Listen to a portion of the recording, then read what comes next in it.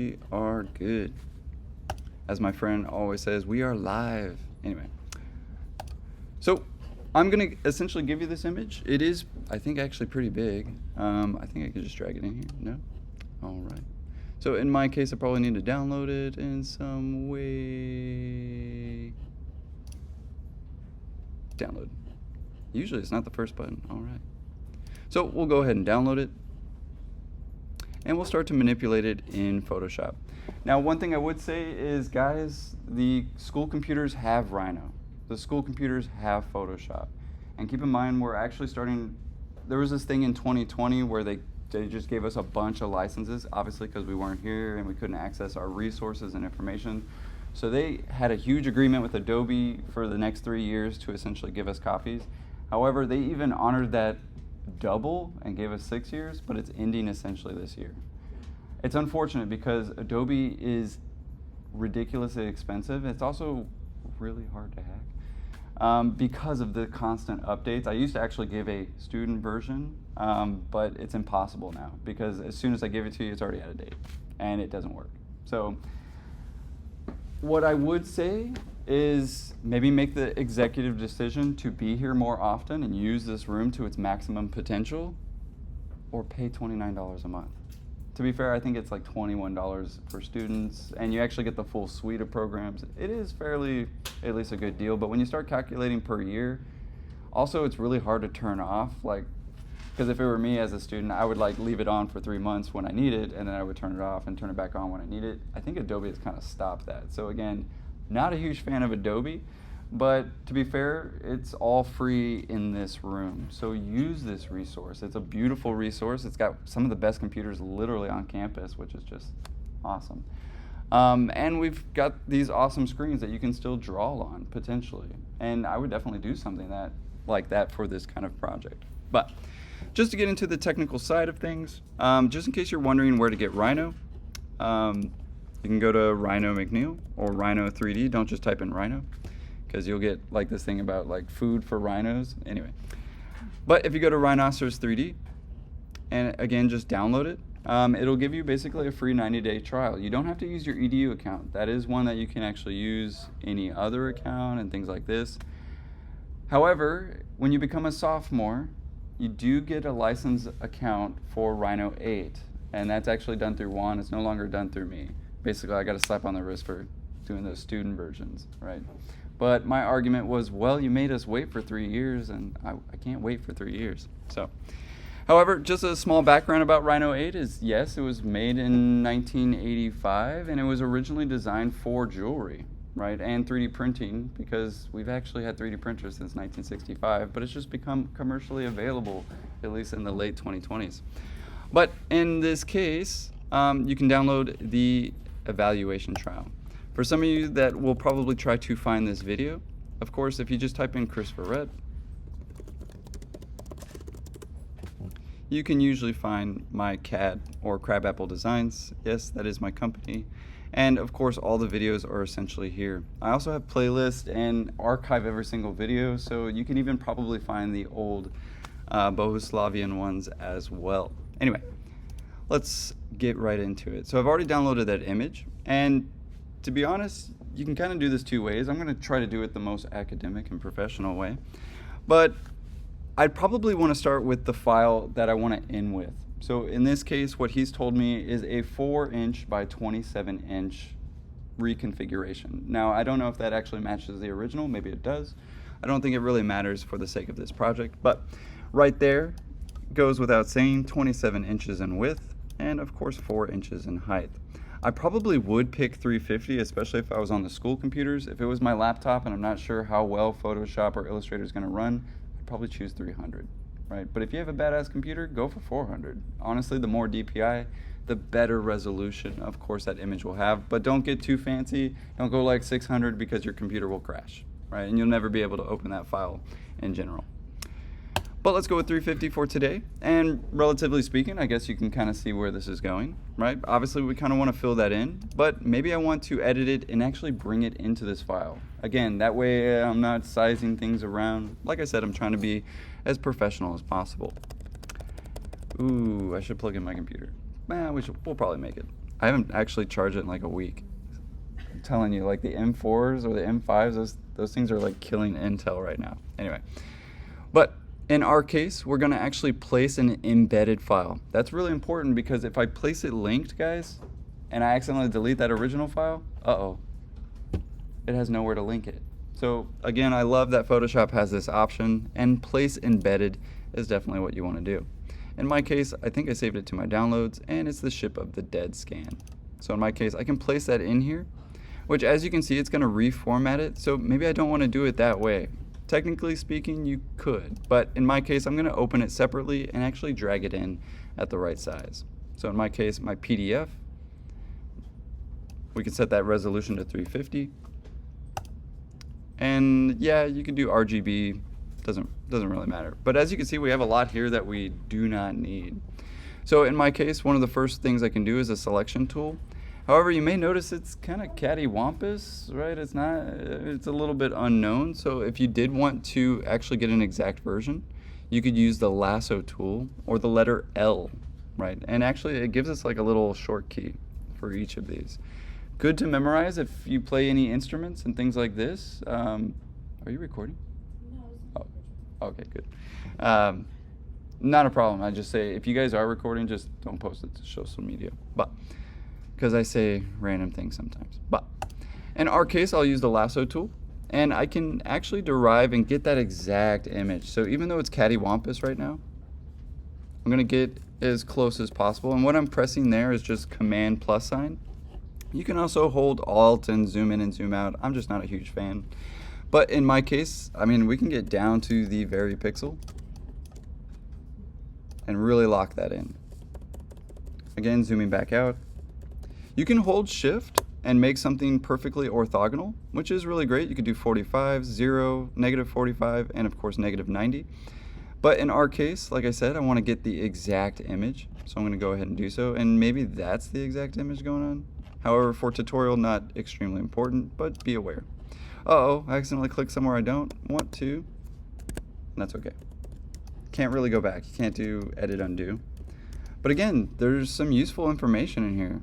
I don't know, I might want to keep that. But for at least the sake of tutorial, we'll get the basic image. You can also hold spacebar and pan. So I'm just holding spacebar. You'll notice my cursor turns into like a little glove, a little white glove. Very odd. If you don't know the symbolism, hey, it's okay. But let's get the extent of the image. And again, I'm kind of just faking it till I make it. After all, you guys can definitely trace this out to the best of your ability. Now from there, essentially I can select the opposite. I don't need the rest, I need the part that's inside, but I just selected the part that is inside. So I may need to right click and select the inverse, which is of course the opposite of this selection. In my case, I may just want to erase it. So I'm going to hit the letter E. I'm going to use a much bigger piece and really just get rid of it. The next thing that I might want to do is maybe shape up this image or maybe get a better quality. Yes? Sorry, before you go on, what did you click? E what? E is for eraser. I just clicked on eraser. In my case, the next thing that I can select, you'll notice that we still have the little ants, right? Barely can see it. You should be able to see it in the recording. So it's technically still selected. That's okay. I can do Command D or Control D to deselect something. I can also hit the letter C for cropping. So I might want to actually dial this in a little bit more. And again, I'm going to hold Shift to maintain that or lock in and try to use that kind of phony baloney grid. It's not that phony baloney, but you could just barely see it, right? And dial that in actually a lot more. In my case, this actually looks like a pretty sizable PDF, and you'll see that it's actually giving us the inches of that. So if I wanted to dial that in perfectly, I would go to Image, Image Size, or Canvas Size in this case, and I would actually control that width. So in my case, it is a 27 by 4 inches. I'll hit OK, proceed. Uh-oh, it accidentally got rid of some stuff. So I may need to actually resize it because I don't want to remove any information. After all my other classmates are going to have more information to use than myself if I do it this way. In fact, it chopped off a little bit here, and arguably now we just have this white space. So maybe that's not the way to go. In my case, maybe I actually change the piece itself. So you'll notice that this is actually a separate layer. In my case, I'll use this as my background layer and use this as my image. Actually, we'll switch that. Image, just because I have nothing on there. Why work harder when you can work smarter? So that's looking pretty good. But when you have this selected image, you can use transform or Command T. The way to find transform is under Edit and Transform. And of course, a various amount of things are of course located in there. But in my case, I want to dial in this image perfectly into a 27 by 4, sorry. So I'm going to turn that off real quick. That way it's at least somewhat easy to look at for tutorial. I'm going to go back to that image. I'm going to go back to canvas size.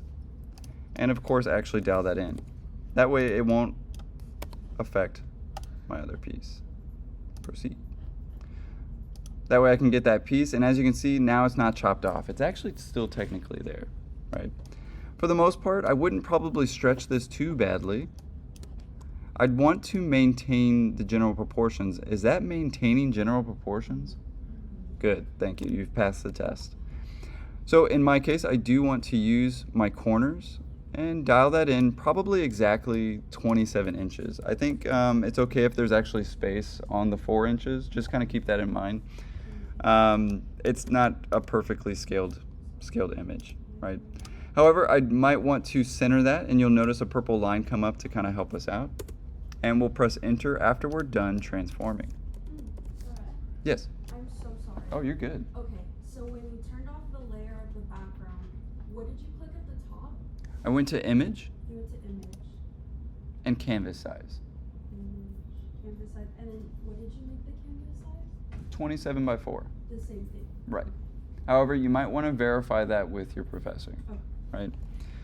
But you can tell him. I mean, that is the number he gave me, or at least the number that we're deciding on for the sake of tutorial. But for the most part, that's kind of our base image. And yeah, you might want to maximize the screen just because it is kind of hard to look at.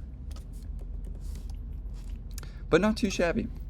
The next thing that we could do to the image is, of course, dial it in, right? Because there's a lot there. There's a lot going on, and you might want a little bit more contrast or brightness or these kind of attributes that maybe make that a little easier to trace or see.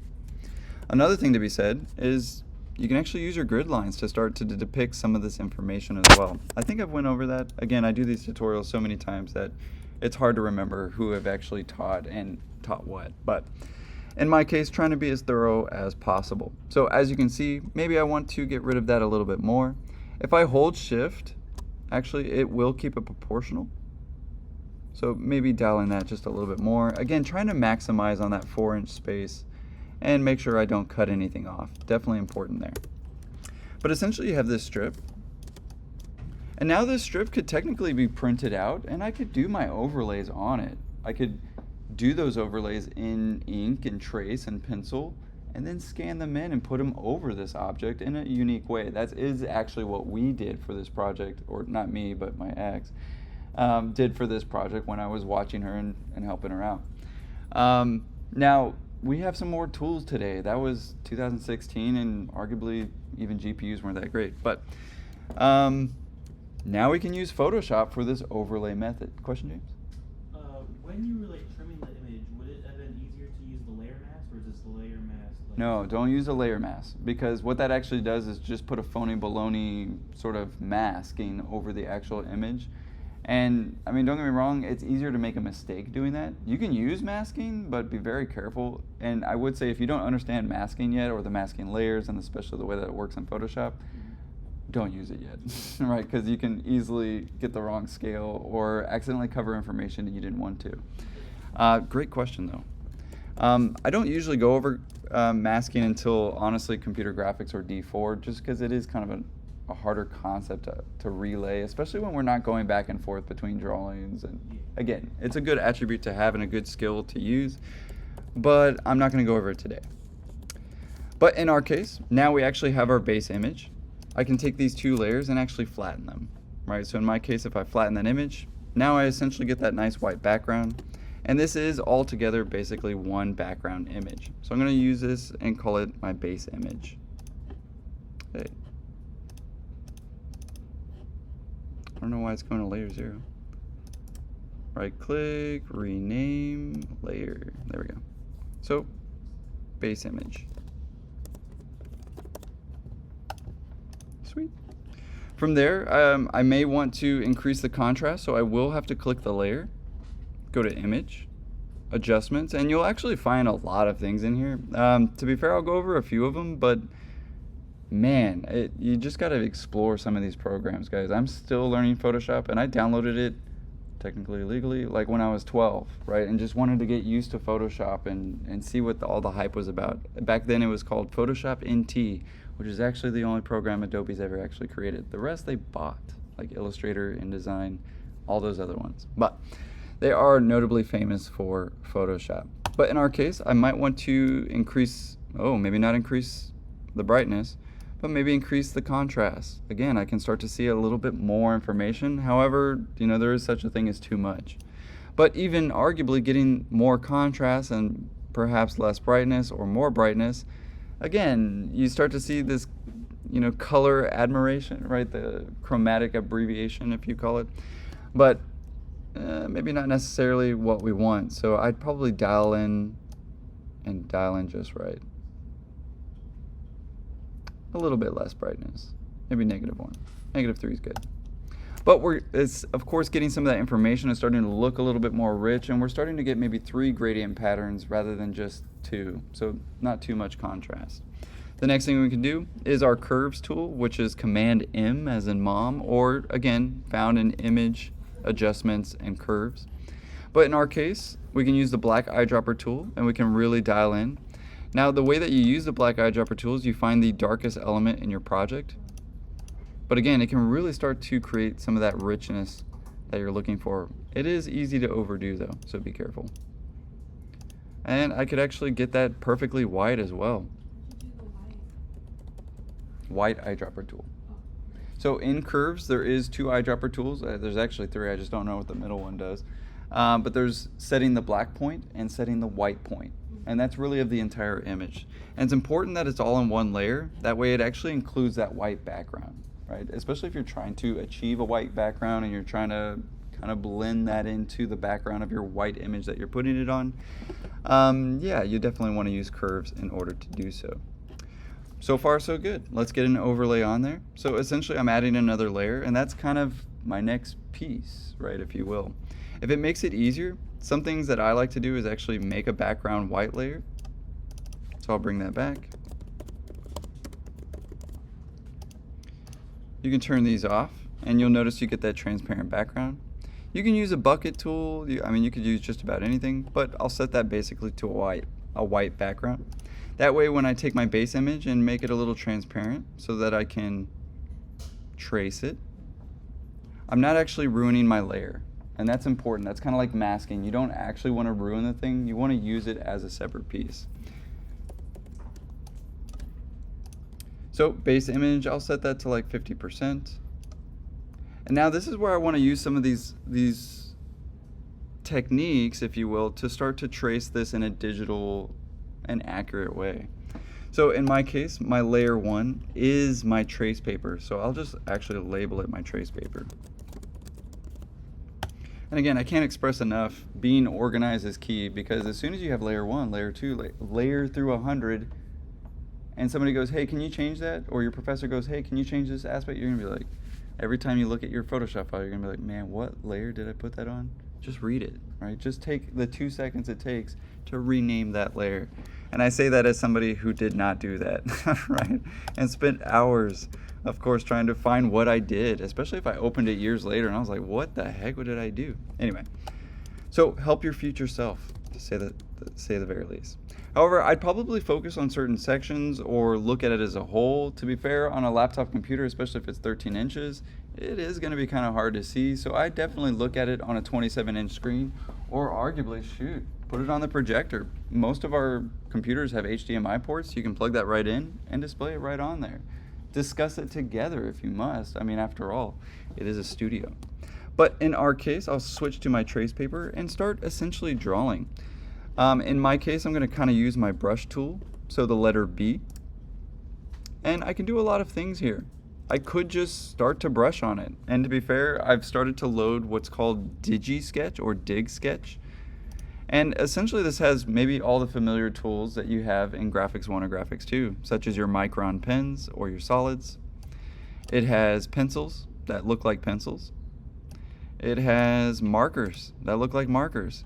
It has miscellaneous that has actually a lot of different tools that we can use, such as clouding, literally doors, all kinds of markers and things. So again, don't be overwhelmed with the amount of tools that we have in Photoshop, because it is very easy to get overwhelmed with all the different things.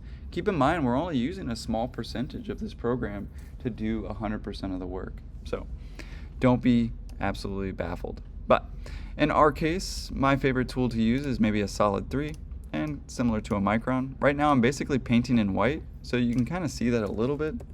It's not doing much there, right? But arguably it does start to have a little bit more of an analog quality to it. In my case, the way that we would control that, I'm going to use never perfectly black, but actually kind of an off black. Why? Because if you've ever looked at your graphics and you notice that graphite that's coming out of your pen, or pencil I should say, it's not perfectly black. In fact, even when you print in black ink, it's not perfectly black. It's a dark, dark, dark, dark, dark, dark purple.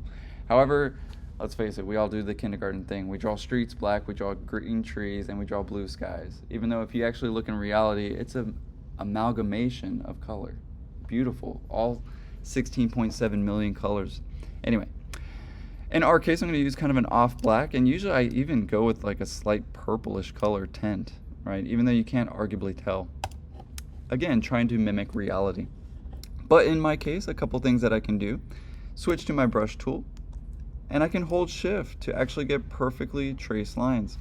Now, if you don't like doing this with a mouse, we can do it on here. And again, like I said, I will be doing a tutorial on this, and you're more than welcome to use it, only if you watch this tutorial. In my case, we can control this pretty well, and what I'm doing there is essentially right-clicking. When I right-click, it brings up the brush tool. I can control the size and the hardness. That's definitely important, and especially if I have a soft hand and I'm going for a soft hand, I may want to actually give it that softness, especially if I'm trying to go for line weight. Again, that is another way that I can control it. On the Wacom, you can just press harder, as you would in reality. But in my case, I'm going to say maybe go with a 10, maybe a little bit bigger, just to kind of see what it does.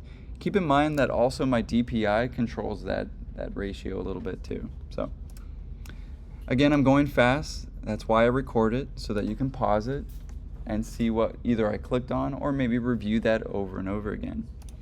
I think there is actually a repeat tool or a clip maker on YouTube, so you can even make it into a clip that you can go over and over again. However, you'll notice if I just try to draw a line, it's going to be kind of a shaky line. Actually, probably the straightest line I've ever drawn with this thing. But in my case, kind of hard to see, no?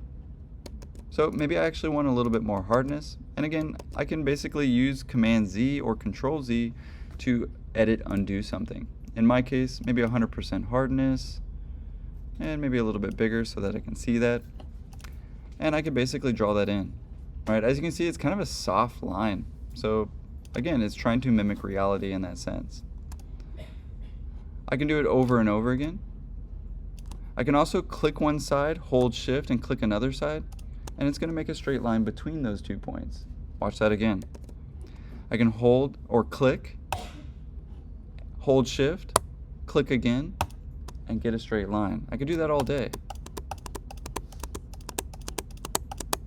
But I do have to do it in a certain order. You can almost like hear a piano, right? Going triplets. But let me tell you, that's a game changer right there, right? Just being able to draw a straight line. Another way that we can do this is actually just holding shift like I was mentioning. So let's go with maybe a smaller size.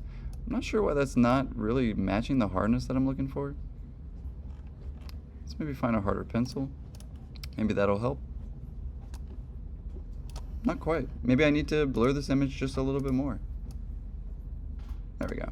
Maybe a little bit easier to see, at least for the sake of tutorial. Now again, you might have to toggle that back and forth, but right away I can start to dissect some information. Sorry, I lose my cursor from time to time. There it is. It's so tiny. Where are we at? Barely see it. Oh, okay, there we go. Man, it's just barely there. Is it? Oh, I'm drawing on the wrong file. There you go. So, of course, make sure that you're on the right layer. There we go. But as you can see, I can really start to trace it. I can really start to dial some things in and kind of freehand it. Now, that's kind of easily said on a trackball. Not so much with your entire wrist. If you've ever tried to draw with your mouse, it's awful, right? Which is why we honestly use these. But even if you just kind of wanted to get a basic sketch, get it out. I don't know about you, but there's something... Are there any writers out here? Anybody who likes poetry? Well, there's a famous saying that basically says, write drunk and edit sober, right? So I don't know about you, but sometimes I'll even make kind of a basic layer, right? That way I can even start to go like this. Not that I'm drunk or intoxicated in any way, but maybe I just want to kind of get it out, right? After all, maybe I'm seeing something and I'm just kind of going with the flow and I'm being artistic about it. Again, I'm holding spacebar and kind of just moving across the plane, right? Maybe deciding certain information, holding shift and getting perfectly straight information. Can you guys see that okay? It is kind of hard to see. I'll use a different color, honestly, just for the sake of tutorial. That way you can see it a little bit better. But something like that. We can really start to derive that information in a Gris-like way, and I mean that in a curvilinear way, and in a Mondrian-like way. So right away, you should be able to kind of see the grid patterns, if you will, right? Arguably, some seem like they have more to say, right? So I may even want to use something stronger, something harder. And it's a little thin. Let's go something like that. There we go. And what's nice about this is now I can turn this layer off and really start to see what I've produced. So again, it's a little blotchy for the sake of tutorial. What I would say is try to get more crisp and clear. And if you absolutely want it to look digital, well, that's an option too. So you may notice right now it looks like actual crowns. I mean, actual pencils, if you will. I mean, like a really large pencil, but it actually is, you know, to the untrained eye, somebody might actually take this for a freehand sketch, which is honestly kind of what you're going for, right? I mean, after all, normally we would have done this on trace paper and scanned it in. So we just saved ourselves like 3 steps, right? However, you can get a more crisp line versus obviously a very blotchy line. But you can freehand it, right, and get that value. And to be fair, there's a lot in there, guys. I mean, look, I'm just interpreting it like this. My goodness, it's kind of beautiful. And it's honestly the point I think that Professor Bohuslav is trying to get across, that there's so much more to the eye than what we just see in 3 seconds. That if you were to spend 3 hours on something, you would start to see something very differently. You'd maybe even know more than the person who does only see it for 3 seconds. And again, that kind of goes back to the death scroll, right? How many of us actually focus on each post for more than 3 minutes? It's probably roughly even 3 seconds, especially until you find something that you actually do focus your attention on and grabs your attention maybe for a unique way. But arguably that's more psychology. But in our case, let's say I do want to fill this in some way. I can't just fill it in with the bucket tool. To be honest, actually I don't know that. Let's find out.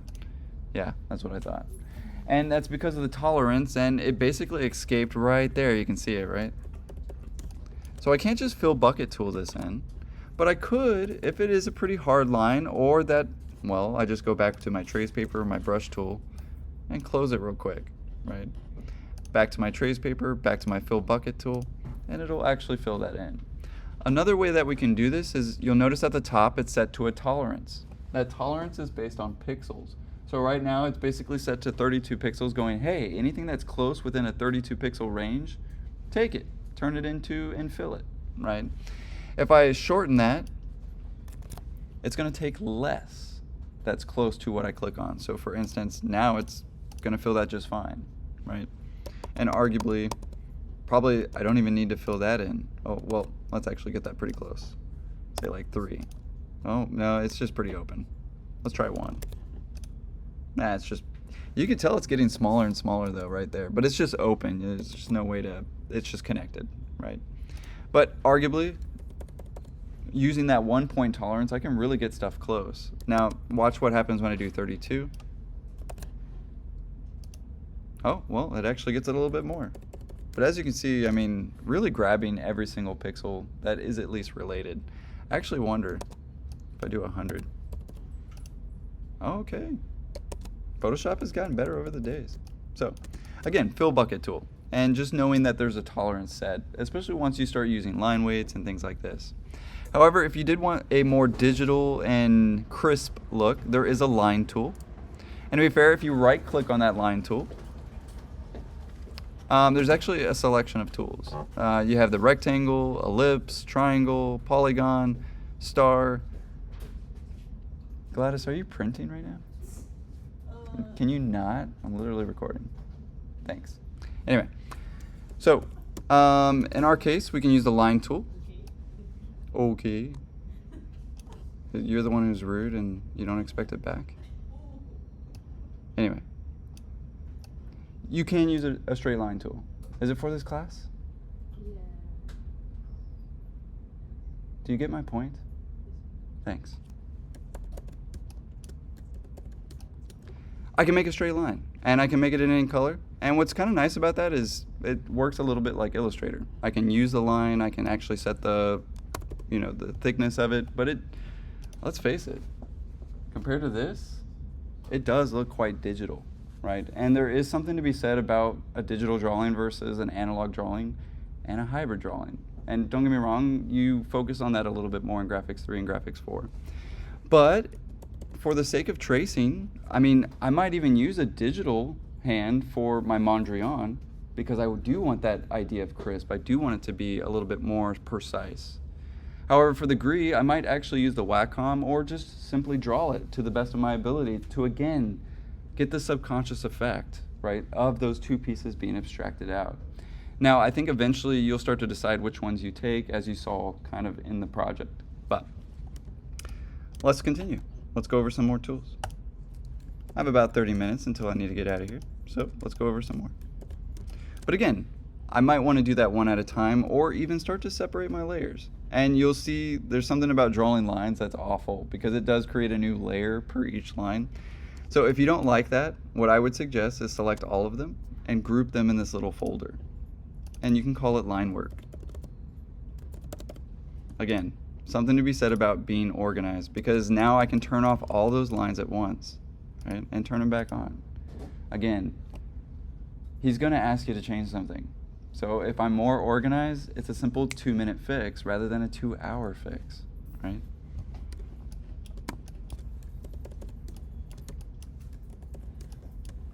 So in my case, maybe I get some of those lines in there. I'm going to switch back to a grayscale and turn that based image down a little bit more and get some of maybe the Mondrian information. So again, another thing that's really nice about using the line method is I can use the selection tool. I can hold Alt or Option if you're on the Mac. Oh, make sure you're on the right layer. And in my case, actually it's another line. Oh. And you may want to lock the layer, especially since Photoshop is a little bit more grabby now. So like for instance, I can take my base image, my background image, and I can use this little lock button to make sure I can actually select it. That way I know which one it is going to select. Is it painful? Yes, a little bit. But if I hold Alt or Option, I can immediately make a copy. I can hold Shift and actually make it quite perfect. How did I move that? Okay, that's it. You're out of here. Anyway, you can use it like Illustrator, but you do have to be quite precise. I'm not sure how I actually moved that. It's completely locked. Anyway, learn something new every day. We'll take that piece, and essentially I'll make it my own. I could use actually still the transformation tool with these. So if you do Command T on a line, it still treats it like a piece, if you will, but it only goes in one way. I don't think you can actually like change the angle or anything like that unless you actually go to transform. I mean, arguably that's just too much information. I mean, you might as well just draw the line again, save some time, but that's just me. Oh, wait. Things change, right? So even in the transformation tool, you can change it. I guess I just had it to be on the selection tool. So again, really just want to show the techniques. I'm not trying to tell you exactly what to trace or what to do. I just hope that's, of course, known. But as you can see, I can really start to separate some of these layers and some of these pieces. And down to the nitty-gritty. I mean, that looks like a net territory to me, so let's get it. Arguably, I think the easiest way to get it, and maybe I need to put these lines into my line work. Oh no, what happened to my line work? Maybe I accidentally undid it. That's okay.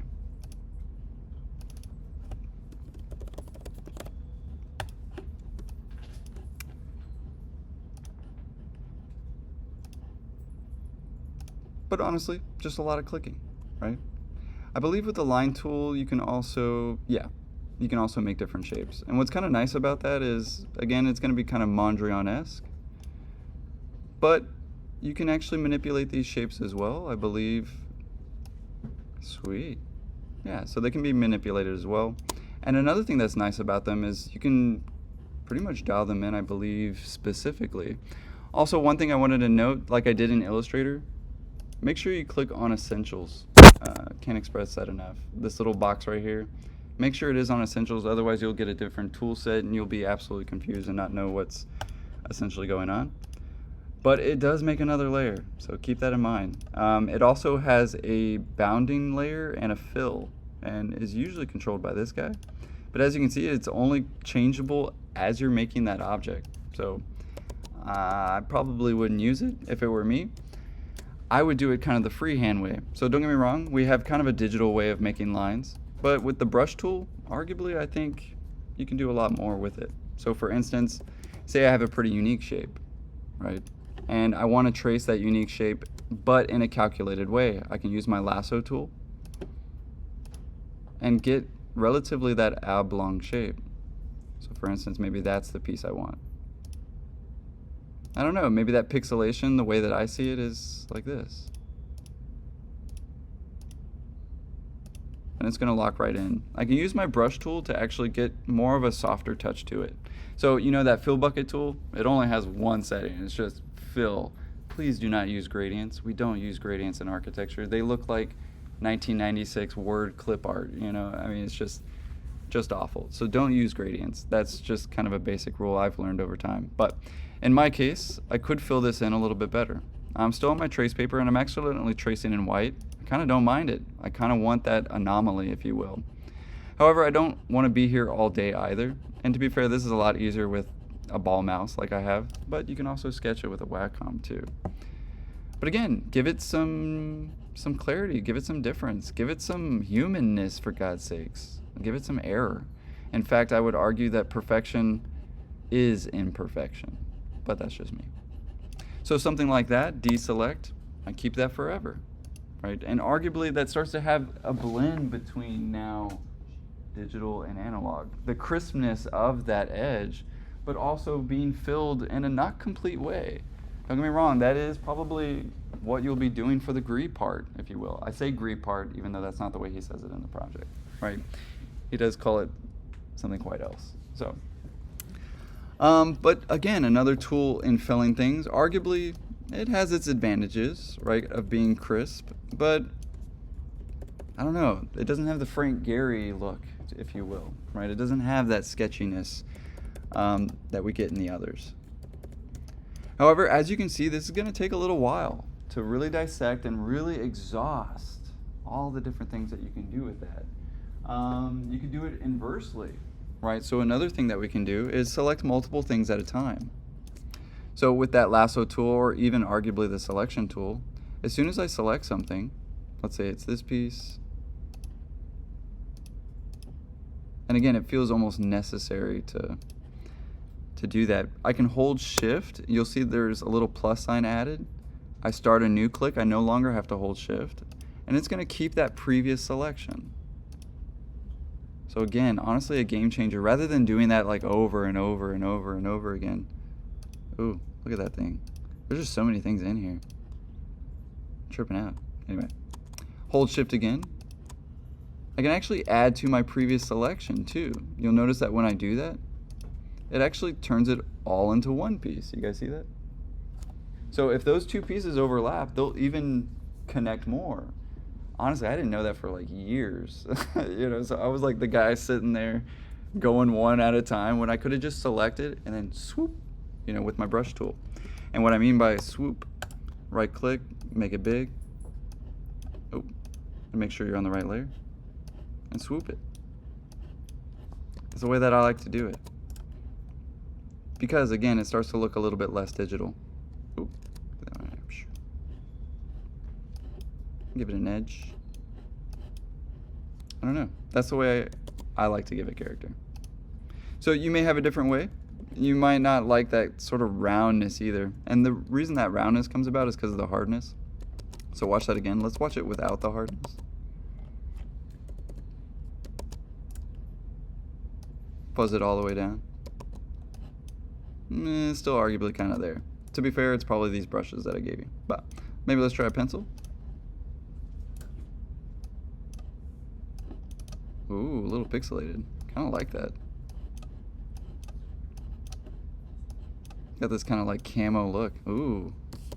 So again, what I'm trying to say is experiment with these tools because there is an infinite amount of possibilities. And arguably kind of unique in itself, having that defined edge, but also kind of this blurry, and it's probably a little bit too big. So let's try that again. Maybe something a little bit softer.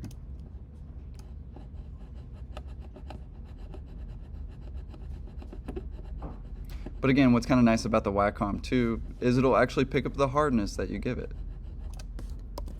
Deselect again, and again, arguably nice digital quality. And the reason I'm being so specific is because I know that Professor Bohuslav is going to want that specificity, right? He's going to want to see the clarity between those two. And arguably now you do have the tools to almost do everything between those two spectrums of digital and analog, but in a digital program. And that's pretty unique to say, at least in 2026, because it's never been that way. So again, not to beat a dead horse, but I've essentially gone over a multitude of different ways that you can start to draw on this. Maybe the next one, arguably, I don't know. We already used a fill tool. We already used. There is the pen tool. I do like the pen tool, especially if you want to get curvilinear elements. I mean, don't get me wrong. You can always lasso tool this. Like if you really want to get like the unique shape.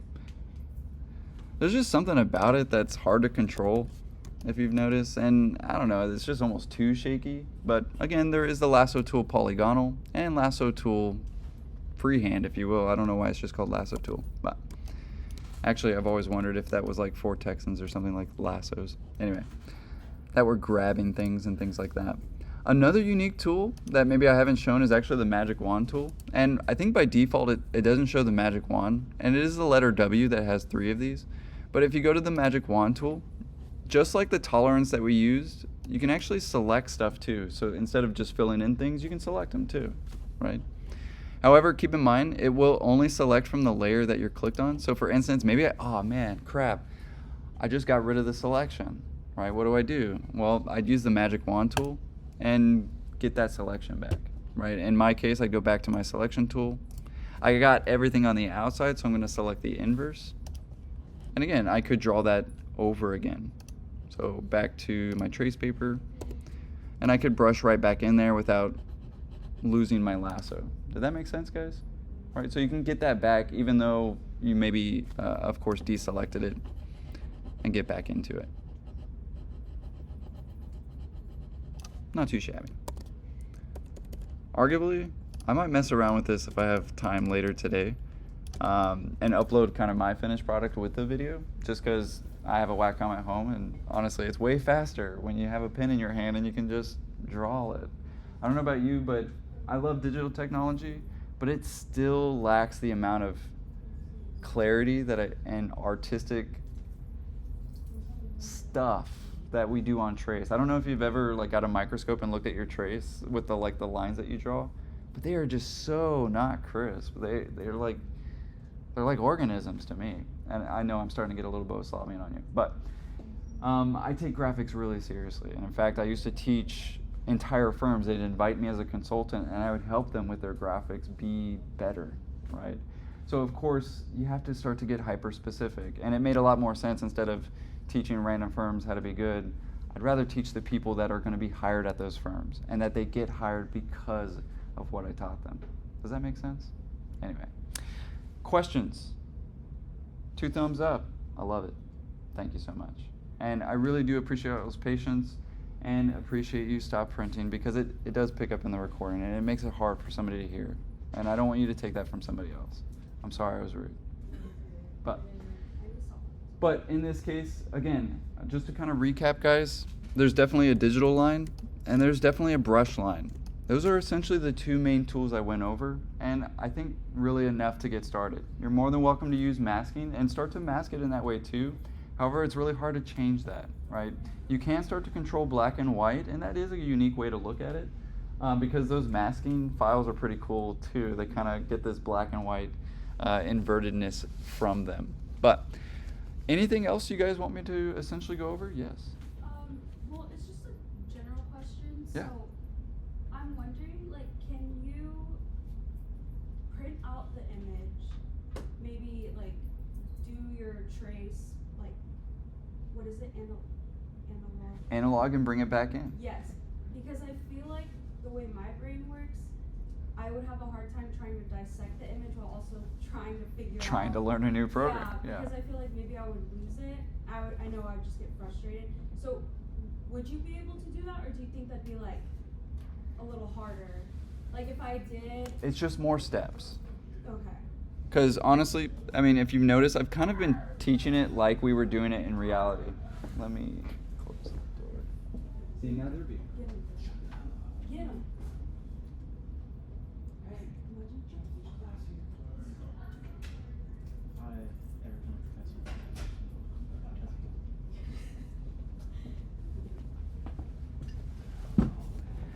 To answer your question, it would be more steps, right? So the way that I break it down, don't get me wrong, I learned analog too. I was terrified of computers. It's so weird now that I teach it like at a proficient level. But relatively speaking, in my head, each of these layers represents a piece of trace or another piece of paper or a layer, right? Which is essentially why they started developing this computer that way. What they were mimicking was reality, right? That's all this really does. And unfortunately, it comes to a time to where you guys were born into it. You guys were born into this digital reality. But there's a lot of us, including myself, that we remember just doing it all by hand. And I really appreciate that we do that at SAC still. But arguably what I'm trying to say is they're the same. They're just all in one program, or I do it by hand and I have to get that in here anyway. Yeah. You know what I mean? Yeah. Or, I'm basically placing them all together, hoping that it fits, putting all of those layers on the scanner. And don't get me wrong, that looks pretty cool too. I used to do that, especially for my analog drawings, and they'd be like, how did you do this? And I'd be like, I just trace it digitally, some more of the crisp stuff that I needed, or I'd erase mess ups and things like that. I'd look like a perfect analog drawer because of these programs. But in my professional sense, I think a good architect is good at both, right? Which is why we teach it at SAC. However, to basically outline those steps, you would print it out, make sure it's 27 inches by 4, and you'd verify that after you printed. It's going to be a pretty long print, right? So you'd have to use the print upstairs or print it on multiple pieces and tape it together perfectly. You would draw on it using separate layers of trace, and I would even make a marker for yourself on each layer that is perfectly stackable. That way you can align it up back in this program. Does that make sense? Yes. So usually what I did is, I'd go to the image right here, and I would almost give myself like a little tick mark. Trace paper. Oh, like you add it on there? Yes. Well, no, like when you're drawing, like physically. I would almost like draw little crop marks. You know what a crop mark is? Yes, Yeah, yes, like yeah. little crop That marks way on each side. You can see it. That way, if I accidentally size something wrong or move it around, I can lock those right back into it because it's a known, I see. right? Okay. But see how this is a lot more steps, Yeah. right? After I scanned it at 350 dpi, I'd get all of those files, I'd put them in here, I'd set the curve, set the level, set the brightness and contrast, and then put those layers together. And then maybe mess with the opacity a little bit, and then again flatten it and print it out again. Because he is going to expect a printout of this. Yeah. Okay. So arguably, I think it's probably okay with him. I'm not going to speak for Professor Bohuslav. You might even want to send him an email today. You know. Well, I'm sorry. I mean, like, I'm not saying like you do it by hand first, and then that's what you're doing, and Okay. you trace it. It's more of like, can I like trace it? I guess my head's just like kind of like trying to understand it, so it's my like thinking process. So You might want to come to the Wacom tutorial, because that is kind of where this these two worlds meet back again, Okay. right? Because I'm definitely a drawer too. I teach freehand 1 and 2, and I love I draw every day, right? So now that I have a Wacom at home, I feel so bad for my sketchbook. I never use it anymore because I have a digital sketchbook. I have my iPad now, and I can. What's even great is whatever I sketch on my iPad is already on my computer by the time I get home, which is really great when you have a client who can't wait 2 minutes for their drawing, you know, because I don't have to scan it. I don't have to do anything. I don't have to do any of that lining tools, or I don't have to buy paper, pens, ink, worry about it exploding everywhere, and I have an undo button if I mess up. So you can't mess up is usually what I say for digital technology now, right? Because you do have the ability to go back. Don't get me wrong, you can mess up. But it is a really good question, and it's part of a really large topic, and specifically one that hits home with SAC because we traditionally teach analog. The rest of the world does not. Seriously, we're like one of the 3 schools in the entire nation that still has drafting tables. That's pretty crazy because 100 years ago, nobody had a computer, everybody had drafting tables. However, it's starting to come back full circle, right? They're going, hey, we don't like all this AI digital technology. It's starting to remove the art. I mean, how many of you guys have ever seen a really great piece of art, but as soon as you hear it was made by AI, you're like, yeah. However, it's coming back full circle. People are starting to realize that we do have technology and that we do miss the hand. And there's a reason Toy Story 4 is so much better than Toy Story 1, and it's not because of the rendered computer technology. It's because in Toy Story 4, they added the dirt, they added the bumps, they added the scratches, they added the porcelain shine of Bo Peep's arms. You know what I mean? That's what made it real. The imperfections of reality made it look more real. Our hand and the way that we sketch actually gives it that character. And some would argue that the digital realm kind of eliminates the beauty or the artistic ability that we so desperately need back in architecture. Otherwise, we're going to just be stuck in a bunch of boxes, and it'll be our fault. Even worse, very unsustainable boxes. That as soon as the gas prices jack up, oh, we can't run our building.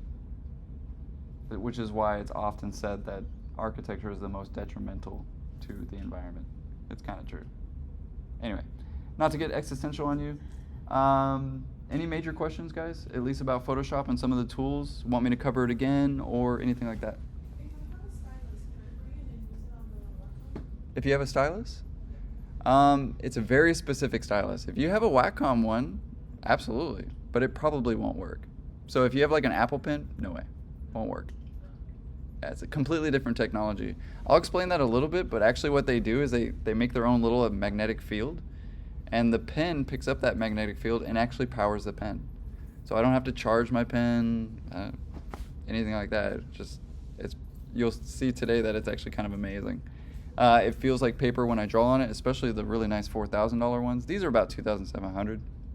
To be fair, I actually got really lucky, and I found those 6 on eBay for $2,000. So I mean, don't get me wrong.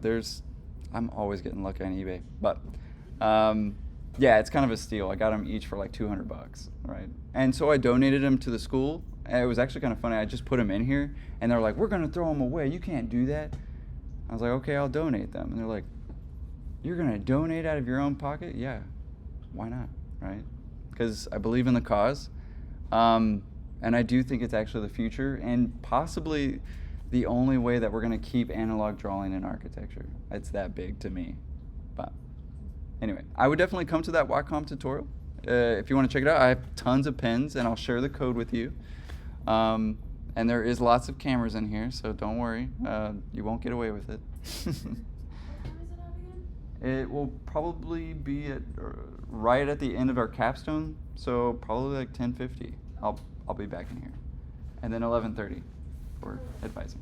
So, the WACCOM won't be too long. Yes. For the assignment, do we have to like completely exhaust the drawing, or are we I just think so. getting the main piece? That is a good question, which is probably why I refer to that example a little bit. Let's see if I can bring that back up. Oh, there we go. Get out of there. Hello. There we go.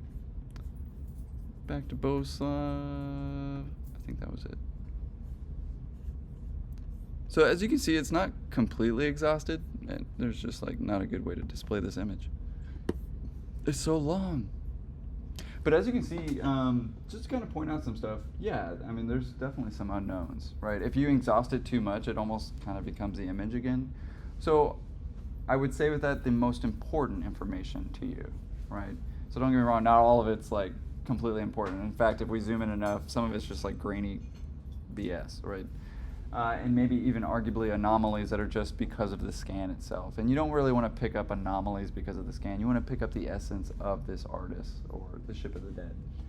But it's a really good question because another way that we can display that information is line weight. So again, using at least 3, and often I learned this from Escamilla that using 3 is the basic. You should be using 5 if you're an advanced architect, at least 5 different layers, right? Or an advanced artist. However, as you can see, can you tell what tools they used? Or can you tell what this is?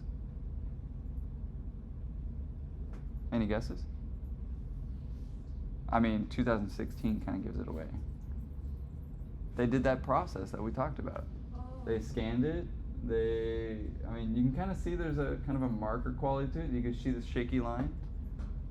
That was all hand drawn. But it's been so digitalized. I bet all of you were kind of confused for a second. Like, is it digital? Is it not? You know, that kind of thing. The reason why this becomes so important is because in the real world, architecture is already digital. As I told you guys, Revit. I mean, $4,000 a year. Every firm is starting to get on board to BIM modeling. Which, if you're really confused about that, you can talk to myself or Professor Amen. I think Kuwabara is proficient in Revit as well, but probably not any of the other professors. But it is where architecture is going. In fact, I have a funny story that I've told a million times, that my first studio at Texas Tech, I drafted everything. Nobody even told me. Oh, we're in digital world now, Christopher. No, nobody told me. In fact, they're just kind of waiting for you to fail, right? They want you to fail. Why? Because it makes them look better, right? Not the teachers, the other students around me. But I drafted this beautiful piece for my first project. And keep in mind, at some universities, you don't even talk to the professor. You talk to the TA until the final pinup day. That's where the professor talks to your project. See what I mean? So the importance of communication and the importance of just going for it instead of just waiting around. Oh, professor, do you like it? I know that's everybody's mentality, but go for it. Make the big mistake so that you can actually learn something big from it. It's okay to make mistakes. In fact, you learn far more from your mistakes than you ever will your success. However, in this case, I got to the final review, beautiful hand drawing, drafted and everything, ripped it right off the wall, didn't even talk about it. He turned around to the entire class, not to me, and goes, "We don't do drafting in architecture anymore." I wanted to quit architecture that day. I go, what the F am I gonna do? This is the only thing I know how to do. I don't even have a computer. I was sitting there calling my dad like, dude, is there anything you can give me? I need to get a computer. I know it sounds ridiculous. I'm stuck in Lubbock. Anyway, I learned Rhino in 2 weeks by myself using YouTube videos. Arguably YouTube videos that had nothing to do with architecture. They were making jewelry and they were making cars and stuff in Rhino. They weren't even helping in how to make a building. Now if you type in Rhinoceros 3D architecture, you're gonna get not only my videos, but a plethora of things now because it's been 20 years. But I'm older than I look. But in this case, to answer Annalee's question, I wouldn't exhaust it too much. There's something to be said about the white space that lets it breathe and lets that information actually communicate a little bit better. However, line weight is an essential tool in doing that as well. Good question. Any others, guys? Fair enough? All right, we'll end it there for today.